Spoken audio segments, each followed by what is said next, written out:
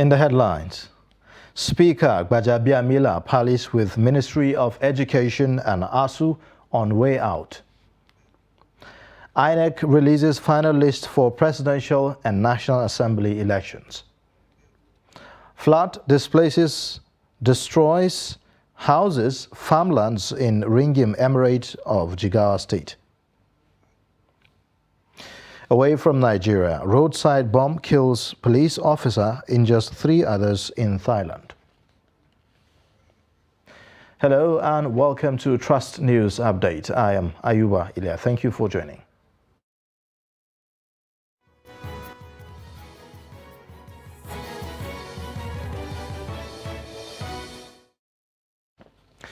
And now the details. Speaker of the House of Representatives Femi Gbajabiamila has called on striking academic staff union of universities and government to find resolution on the ongoing strike in the interests of the Nigerian students. The speaker made the call on Tuesday at a tripartite meeting called at his instance to provide immediate solution to the 7-month-old strike. The report. In the past 7 months, Nigeria public academic institutions have been on strike. This, the speaker said, the horrific chapter must close. He stressed that the House will do all within the Constitution and its powers to make sure the children are back to school. He cautioned all the warring parties that negotiations are about give and take, stressing that all parties must play their cards well to ensure that students are back to the classroom. What we're here for is a solution and a way forward. We are at crisis stage. And it's time. Unfortunately, the House has been on recess. Once or twice we tried to recall the House, but everybody was all over the place. But now we're back, and we're going to do all we can constitutionally, and that is in our powers, to try and resolve this issue once and for all, because I believe we are all on the same page on one thing, and that is that our students have to go back to class. ASUU National President Emmanuel Osodike, while responding to the Speaker's call, lamented the indifference of government towards the strike. He said since February, when the strike commenced, federal government has not called for a single official meeting with the lecturers. The ASUU president said rather than solving the problem, government compounded the situation with its no work, no pay stance, thereby denying lecturers their pay. I want to start by saying that one of the problems we seem to have in this country, that the only way to resolve all problems is not look at symptom as problem, but look at the real issues. What we'll be doing in this country, we look at strike as a problem. But when you check, strike is just a symptom of the problem in the system. Nobody will go around our university today and will say our universities are good. Nobody.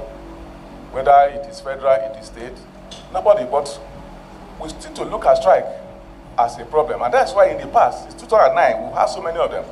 When we're on strike, we have the urge to stop the strike. And when the strike is over, we go back to the old way. Nothing happened to the issue for which there were strikes. And that is the problem. On his part, the Minister of State for Education, Goodluck Opia, says the strike has become a concern and worry for all stakeholders in the education sector, including the government. He disclosed that President Muhammadu Buhari is in a serious consultation on ways to put an end to the strike, assuring that government will make its position on the matter known soon. Mr. Speaker, this step is not out of place at all. I think it rather adds to the steps already being taken by the executive with the intention of finding quicker solution to this problem. Newsmen were later excused as the talks continued behind closed doors.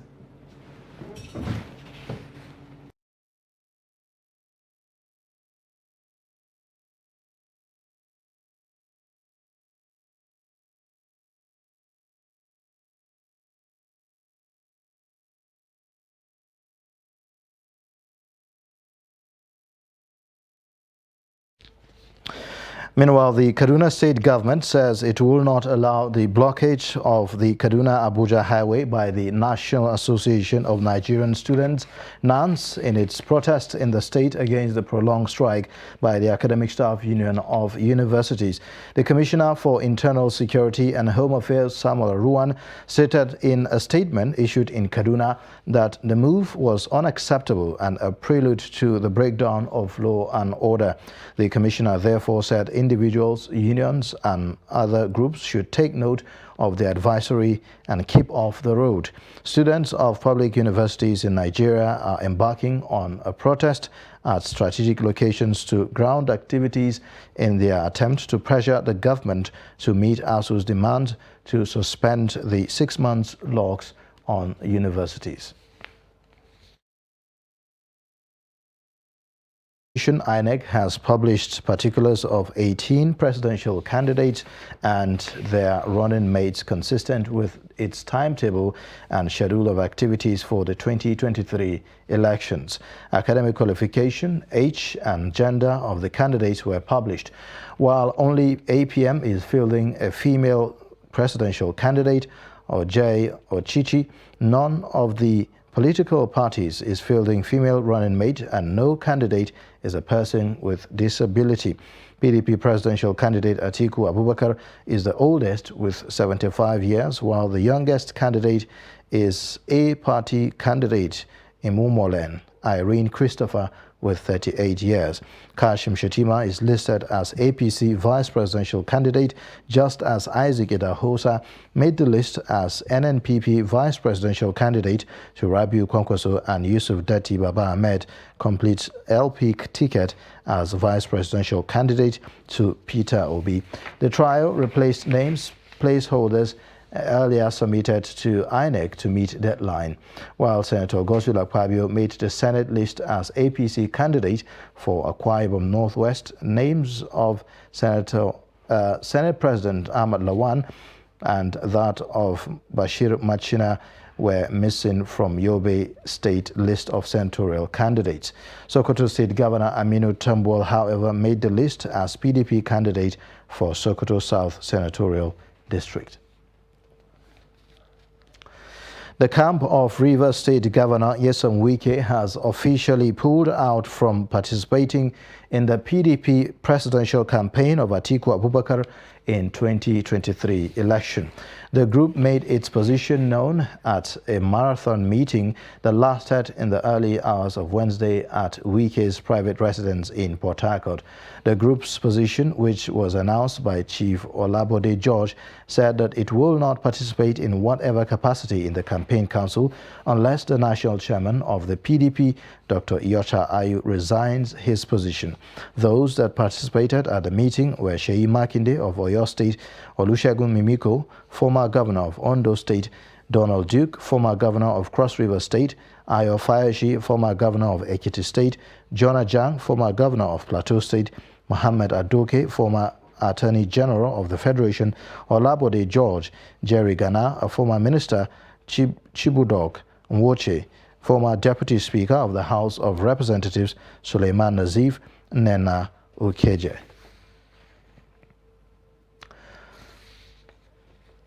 Now, a federal high court sitting in Port Harcourt has reserved September 26 for hearing of all applications and originating summons in a suit instituted by the People's Democratic Party, PDP, against the Independent Electoral Commission and the National Assembly candidates of the All Progressives Congress in Rivers State.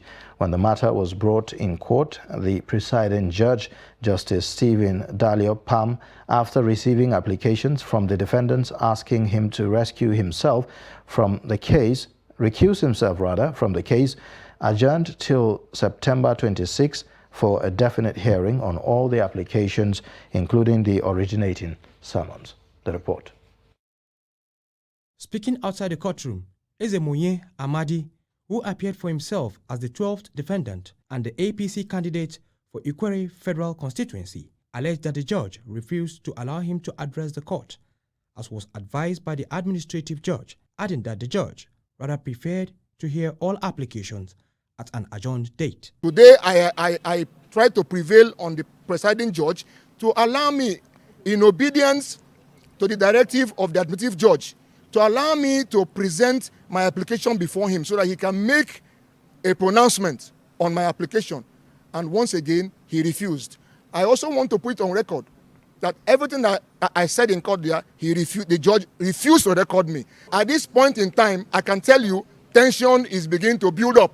And if anything goes wrong, I want to be quoted, if anything goes wrong, then Justice Pam must be held responsible. One of the counsels for the People's Democratic Party, DK Udenna, described the defendants as being jumpy about the case, noting that the courts cannot entertain the motions because the defendants filed their applications and served on parties the same day. Section 285 of the 1999 Constitution also makes it clear that all objections should be taken along with the substantive case in matters of this nature, that is, in election and in pre-election matters. So it is on the basis of those provisions that the Learned Trial Court had directed, consistent with the constitutional provision, that all the applications will be taken together. If he agrees that good reasons have been given why he should recuse himself, then of course, naturally, it will end and the matter will be sent away. Most of the applications had not been served on parties, and the presiding judge felt that it was not ripe for hearing and decided to adjourn the matter to the 26th of September, wherein all parties would have been served with the processes. But held that he's going to hear the applications for recusal and the substantive matter that is originating summons of PDP all together. And that was what caused some stir from some of the candidates who were in court. The 12 defendants, Ezemoye, Amadi, and others, said they do not have confidence in any pronouncement that Justice Pam will make, adding that his ruling on hearing all applications in one day is like airing the matter from the back door. Now, a prosecution witness has testified in court against a popular Kannywood actress Hadiza Gabon in a suit instituted by her social media suitor Bala Musa. The trial judge, Kadi Rilwanu Keude of the Sharia Court, Magajin Gari Kaduna, adjourned the matter to enable the complainant to present more witnesses after the first witness. Bello Musa has more. Bala Musa had earlier filed a case against Hadiza Gabon accusing her of refusing to marry him after spending 396,000 naira on her. At the last sitting, the case was adjourned to enable the complainant to bring witnesses. He later presented one before the court. The case was adjourned for us to bring our witnesses, and we brought one witness today. And then witness testified, and the counsel to the defendant or accused person cross-examined him. The matter was adjourned today for the complainants to bring in their witnesses, which of course they brought one witness and he has testified before the court. We have cross-examined him, and he has some other witnesses he intends to bring. So it is adjourned for them to bring the further witnesses. Counsel to complainant Murtala Nera says since their witnesses are coming from Zamfara State, they need more time to arrange for them to be in the court. We only informed the court that our witnesses come from Zamfara State. They are civil servants, and we need to write to their boss to enable them come, because if not so, we might not be able to get them on time. And the court agree with us that no problem, the court will do that.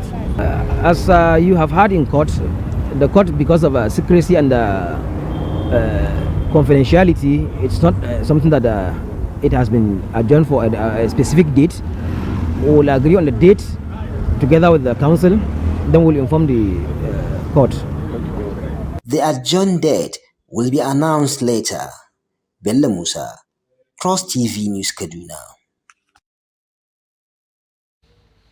You're watching the news update. Coming up shortly, we'll take a look at how rising cost of living is taking toll on Benue residents. Details of this and more after the break. Which kind of you gonna need to light up your life? na quality wire. Now which kind cable you gon' need to light up your house, Coleman na quality cable. Coleman quality. Coleman wire. Coleman durable. Coleman cable. Coleman tank. Coleman cable for any kind of project. Coleman be the come and see. Coleman be the Coleman won't light up your line. Coleman be the come and see. Coleman be the COLEMANA. Quality. Durable. Coleman be the Baba.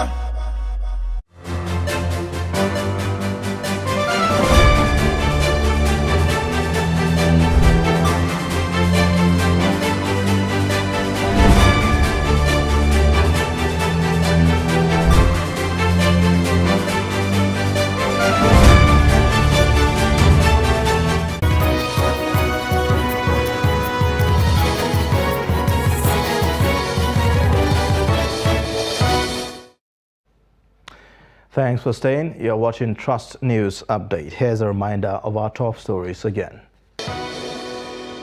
Speaker Gbajabiamila parleys with Ministry of Education and ASUU on way out. INEC releases final list for presidential and National Assembly elections. Elsewhere, Ringim Emirate in Jigawa State has its share of floods that has displaced thousands of people.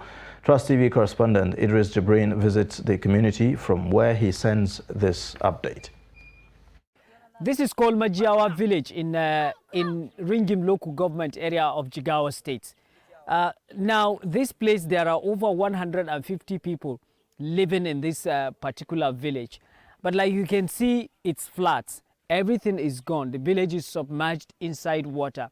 Now, according to what the residents are telling us here, the day that this incident happened, is not that there is a heavy downpour. No, it's just water that started overflowing from the river, which eventually took over the entire village and demolished all the houses, destroys everything, destroy all their food. They said they could not take away anything. Remember, we were told that there is a problem with Tiga and Chalawa dams, which the Executive Secretary of the Jigawa State Emergency Management Agency confirmed to us that the flash flooding, the spillover from that dams, Chalawa and Tiga Dam in Kano State, is the one that comes down and match with that of Hadeja and Jama'ari River Basin area, and then also flooded over to many parts of Jigawa State, covering about 14 local government. And I can tell you that thousands of villages and towns were affected by this problem, like this one now. You can see all these places are houses, and this place, this is where they used to keep their foods normally, and they are all houses destroyed. You can see nets where people used to put nets and in the night and be sleeping. But all these places are gone now. There is virtually nothing in this place, and the people have nothing here. They have left the place. We were told that they are camping in one of the primary school around this area. That is where they are staying. But like you can see, everywhere in this place is gone, with the exception of this building that is still standing. But all the houses around these places are destroyed by the water that comes around, and you can see there is still water around the area. Not talk of the farmlands. Also, the farmland has been destroyed. You can see that they have nothing, virtually nothing. Everything is burnt, and the farmland can no longer be useful. Now, these people are calling on government to come to their aid so that they can be able to continue to survive. But for now, they have left the village.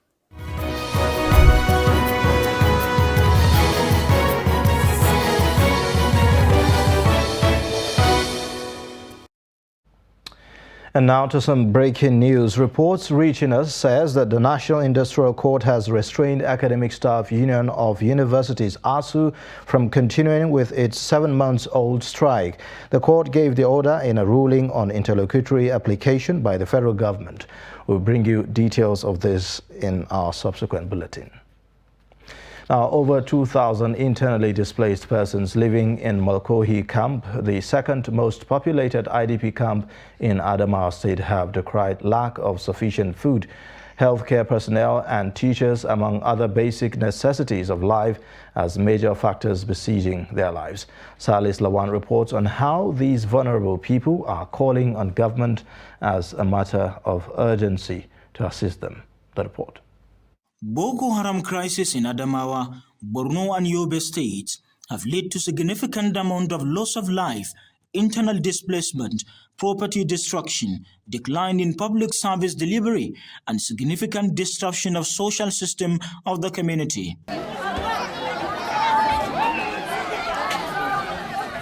Lasting peace and stability in the affected areas will likely remain threatened unless a strategic and sustainable system of reintegrating these victims back into the society is achieved. So don Allah muna rokan wannan a kawo mana magani, makaranta da kuma tallafawa yaranmu da suke secondary school a Army Barrack da nan Malakwai a taimaka mana inda hali. Our living condition here is appealing.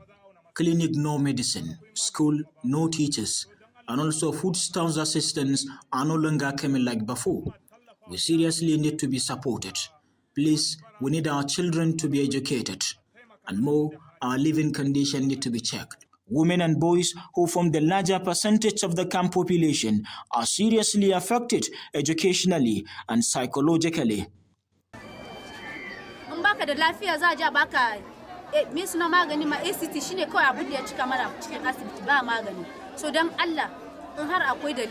Yes, we do receive some assistance from government and other non-governmental organizations. However, we need more. Our kids are no longer in school. Women and children are suffering, especially when it comes to healthcare services. We don't have business doing. As such, lead us to begging. We don't like it. Stakeholders believed providing livelihood support to enhance community coexistence between internally displaced persons and community residents will go a long way in providing a sense of belonging to these victims who lost nearly everything.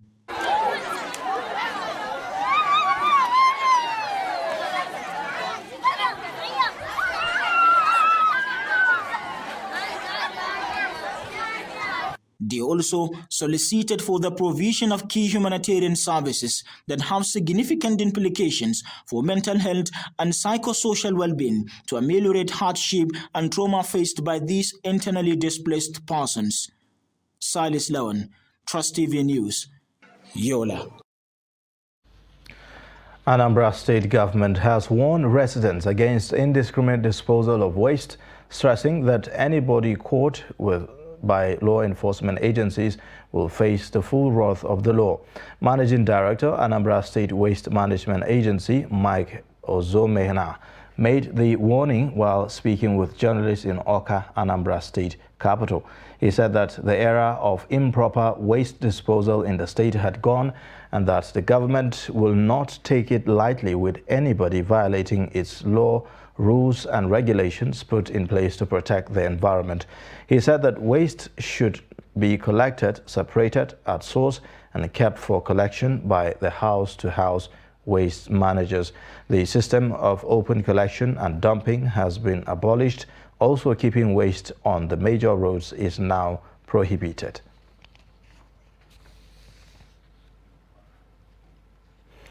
As political parties begin campaigns to usher in leaders in 2023 on 28th of September, residents of Makurdi are more worried about prices of goods and services.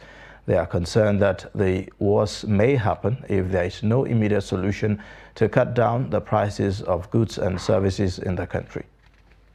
Some residents who spoke to Trust TV are emphatic that paying bills for their families is getting tougher by the day. They say with the resumption of schools, some parents cannot figure out the next step for their words. Almost every good in the market has added, and all that has been transferred to the parents to bear the burden.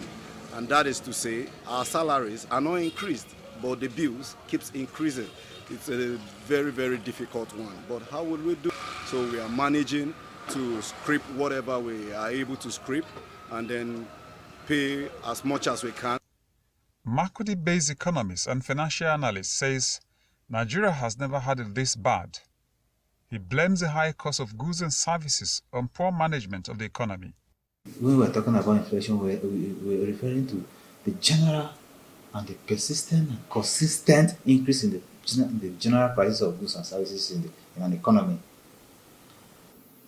And it can be caused by so many factors. But the most prominent ones that we know are demand pull and cost push. When we're talking about demand pull, we're talking about in a situation where the demand for commodities is higher than the supply of those commodities. And in that case, prices of those commodities tend to have to go high. He also proffers solutions for the present economic situation. We have two policies, major macroeconomic policies that are used in controlling inflation. We have fiscal policy and monetary policy. Fiscal policy has to do with government's taxes, revenues, and expenditure. If the government decides to control inflation using fiscal policy, they increase taxes on goods and services or personal income tax. And by doing that, the monies that are left in the hands of spenders is not much. And so they repeat down their spending. Some residents of Makurdi, however, say the way out is to exercise their franchise in the 2023 elections. They queried those who failed to participate at elections but blame leaders for their failure. Let us come out, because if we don't come out to vote in 2023, we are still going to be crying over the leadership and the economic situation of our country. According to statistics on the website of the Central Bank of Nigeria, the inflation rate is at over 20%, the highest this country has ever had. Away from Nigeria, a Thai policeman was killed and 4 others injured when a roadside bomb detonated as their vehicles passed near a hospital in southern Thailand, police said. A police motorcycle and a patrol truck were traveling together when both were hit by the blast in front of a hospital. The explosion killed an officer on a motorcycle and caused a police truck to veer off the road before crashing into an electrical pole. 3 officers in the truck were rushed to the hospital for treatment. Police believe that the bomb was planted in a rubbish bin in front of the hospital and that it was detonated remotely. TV footage on Wednesday showed damage to the Mae Ken Hospital exterior and a shrapnel hole in the Mae Ken Kitwit School, which was located opposite the hospital. The school was ordered to close for the day. Explosive ordnance disposal officers sealed off the area and combed nearby streets for evidence. And that's a wrap on Trust News Update. You can watch more via all our social media platforms and also watch us live on YouTube. I am Ayuba Ilya. Thank you for watching. Bye for now.